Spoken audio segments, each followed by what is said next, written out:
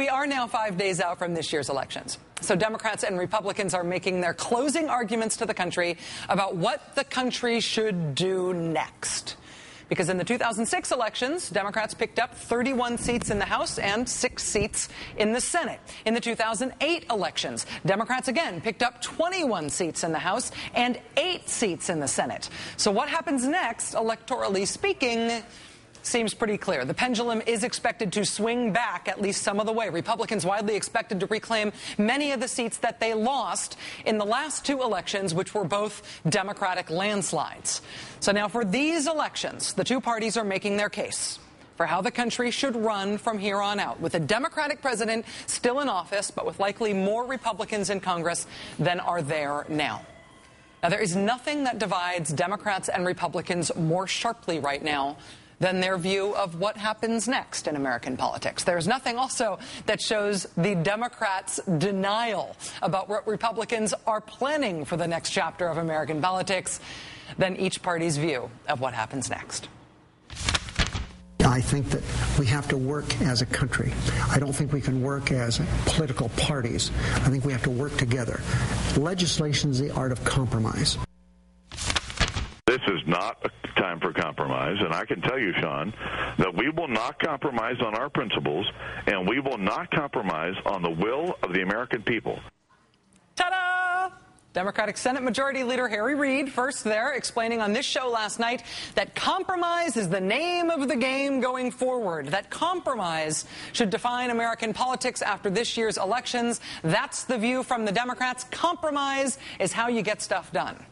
And as you heard there from Republican House Minority Leader John Boehner, this is not a time for compromise. This is not a time for compromise. This is what's happening now between the Democratic Party and the Republican Party. We are 5 days out from the elections, and Republicans are saying exactly what they're going to do if America votes for them, exactly what they're going to do if and when they take control of Congress. Republicans are saying exactly what they're going to do, and Democrats do not believe it.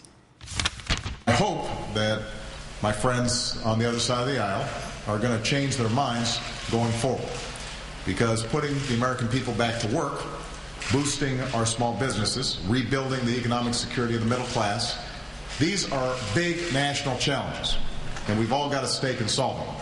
All got a stake in solving those problems. I expect Republicans to join us in solving those problems. Right, Republicans? There will be no compromise on ending this era of runaway spending, deficits and debt, no compromise on repealing Obamacare lock, stock, and barrel. There'll be no compromise on defending the broad mainstream values of the American people in the way that we spend the people's money at home and abroad. On spending and taxes and values, there'll be no compromise. There will be no compromise. That's what Republicans are saying over and over and over and over and over and over and over again. It is not, however, what Democrats are hearing. Senate Minority Leader Mitch McConnell calls next week's election the first step in retaking the government. Over the next 2 years, he says, quote, the single most important thing we want to achieve is for President Obama to be a one-term president. I think there will be an effort to work together. I've spoken to Mitch McConnell before we left, and I think there will be an effort to work more closely together. No. No, no, no, no, no. Really, that is not what Mitch McConnell is saying at all. I promise. Here's what Vice President Joe Biden told Bloomberg's Al Hunt last week. Mr. Biden said, quote, I think we're open to speaking to the Republicans. Compromise is always possible. You hear that? Compromise is always possible. Look, there will be no compromise on stopping runaway spending, deficits, and debt. There will be no compromise on repealing Obamacare. There will be no compromise on stopping Democrats from growing government and raising taxes. And if I haven't been clear enough yet, let me say again, no compromise.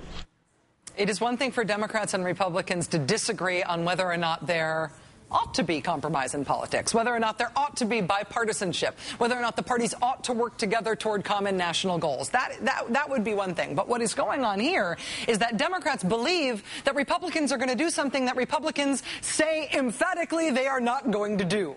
This is not that Democrats think Republicans ought to compromise. It's that Democrats, for some reason, think that Republicans will. If I haven't been clear enough yet, let me say again, no compromise. Right. Why do Democrats think that Republicans do not mean this when they say it? My expectation is that Republicans, should they win additional seats, should they be in a position to hopefully take more responsibility working with us, are going to say to themselves that it's important for us to show some accomplishments over the next couple of years.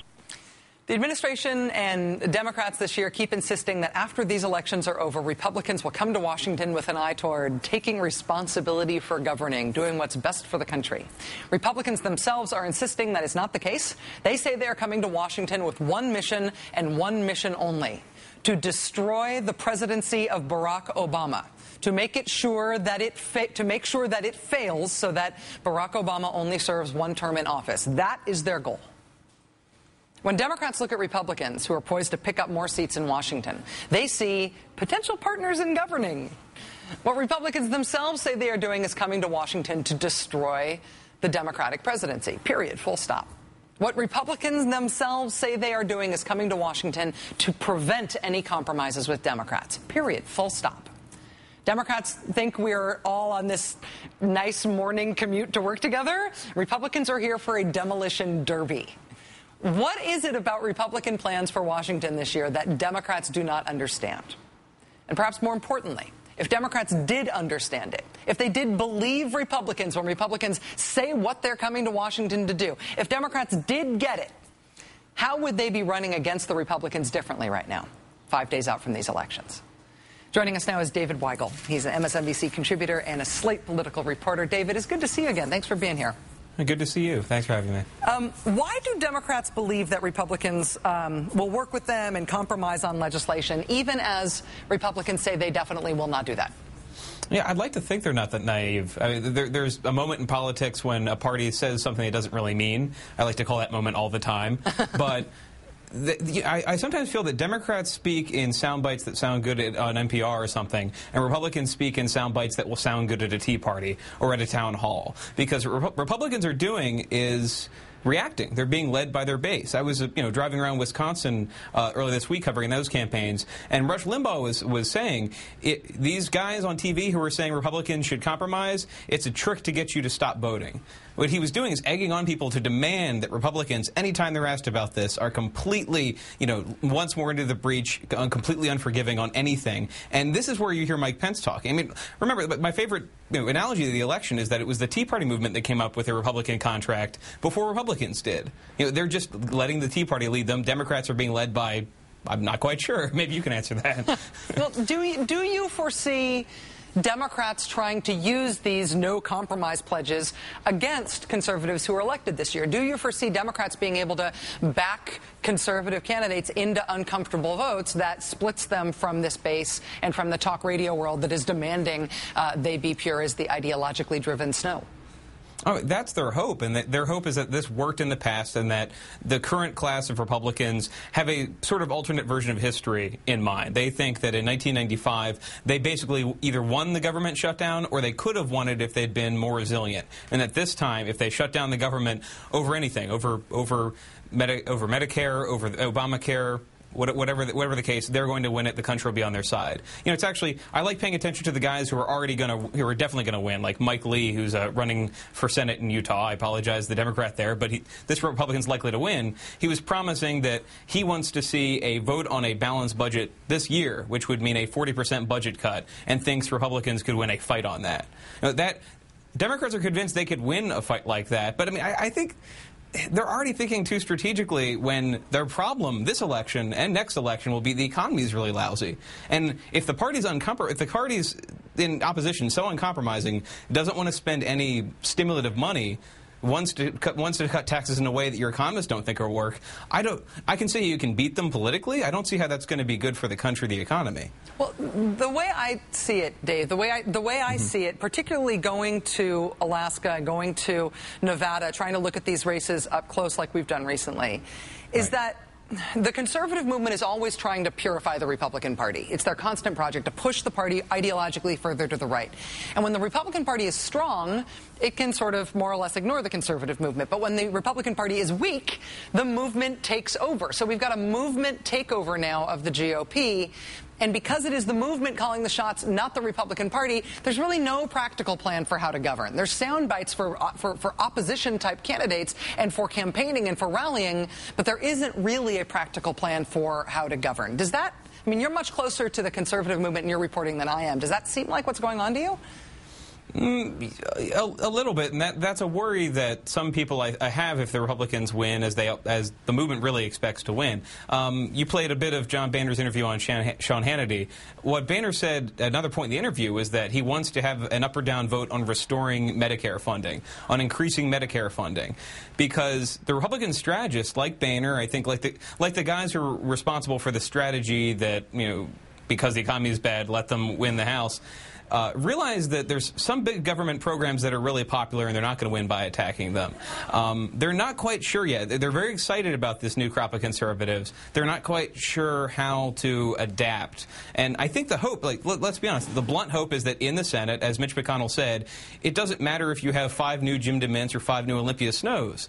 Adding every person you add to Mitch McConnell's caucus means a vote for a filibuster. We're going to have high-minded debates about this, but they're going to stop whatever they want. And if all they care about is stopping things, they can do that. I mean, the way our system has evolved, a party can stop whatever it wants without an explanation, without an alternative plan. You know, look at the last couple of years. The House has basically passed an ideal Democratic agenda, but it's been gummed up in the Senate, and liberals are going to be punished for it. Same thing here. I mean, Republicans don't really need to do a lot. If they're serious about waiting out this election, they're serious about, I think, you know, the national focus turning to what their presidential candidates are promising, then they can really gum up the works and get away with it. I mean, the only thing that matters here is whether the economy recovers or whether they basically aid the country in remaining in a rut or going into a double dip. If that's the case, they win. And it's cynical, but that's politics right now. The incentives are to trash the country for political gain, and the capacity is there to trash the country for political gain. Dave Weigel, MSNBC contributor, Slate political reporter. It's nice to see you again, Dave. Thanks for being here.